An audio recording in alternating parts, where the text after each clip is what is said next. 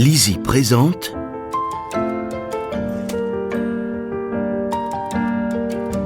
Histoire totale de la Seconde Guerre mondiale d'Olivier Wiewiórka, lu par Philippe Allard.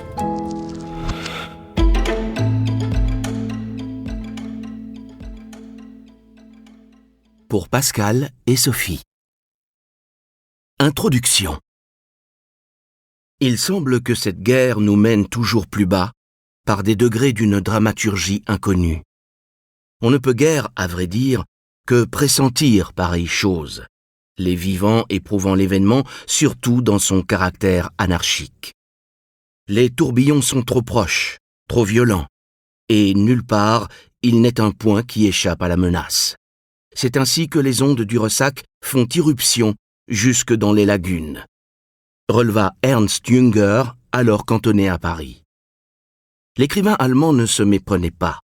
Jamais dans l'histoire du monde, un conflit n'abîma autant d'êtres humains en un temps aussi court et par des moyens aussi barbares. Jamais les belligérants ne déployèrent de si puissants moyens pour obtenir la victoire.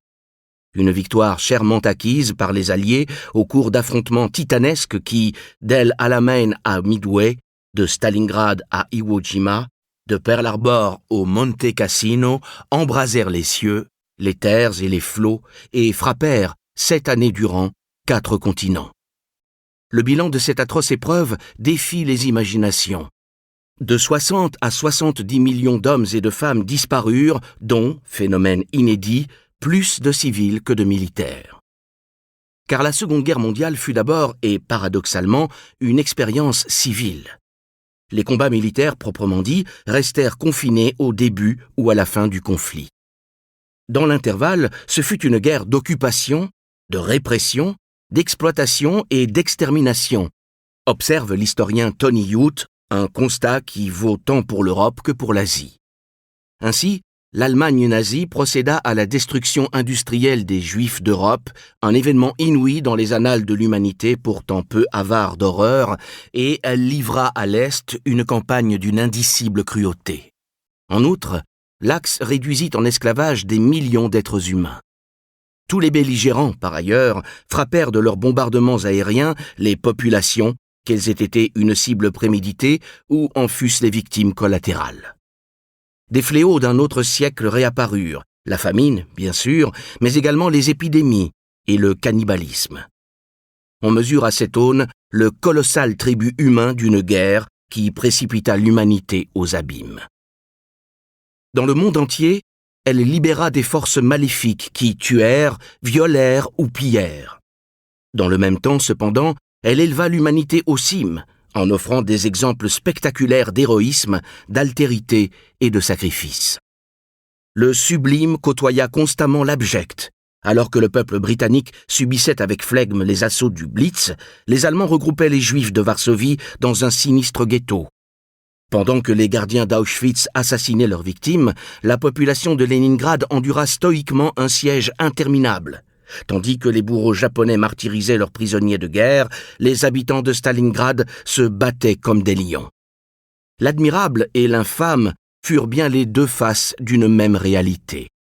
Jamais l'humanité dans son ensemble ne s'est comportée aussi diaboliquement et jamais elle n'a fait œuvre aussi semblable à celle de Dieu, résume Stefan Zweig. Ce furent, assurément, de très grands vents sur la terre des hommes, de très grands vents à l'œuvre parmi nous, qui nous chantaient l'horreur de vivre, et nous chantaient l'honneur de vivre, nous chantaient et nous chantaient au plus haut fait du péril, et sur les flûtes sauvages du malheur, nous conduisaient, hommes nouveaux, à nos façons nouvelles. Ce conflit eut également des conséquences majeures. À la différence de la Première Guerre mondiale, il ne modifia qu'à la marge les frontières nationales et n'encouragea guère la naissance de nouveaux États. En ce sens, il consacra en apparence un retour à la map-monde dessinée par les négociateurs du traité de Versailles. Une apparence trompeuse, car si la carte ne bougea pas, les peuples, eux, se déplacèrent par millions, ce qui rendit les pays ethniquement homogènes, à la différence de l'ordre instauré en 1919. La géopolitique fut tout autant bouleversée. Les nations de l'ancien continent vécurent un lent et amer déclassement. Les États-Unis confirmèrent leur statut de superpuissance, tandis que l'Union soviétique, malgré ses pertes abyssales, accédait à ce rang envié en s'imposant sur la scène internationale, en contrôlant une large partie de l'Europe orientale et en se dotant de la bombe atomique en 1949. Ainsi, la victoire alliée de 1945 configura le second XXe siècle en enclenchant de nouveaux processus.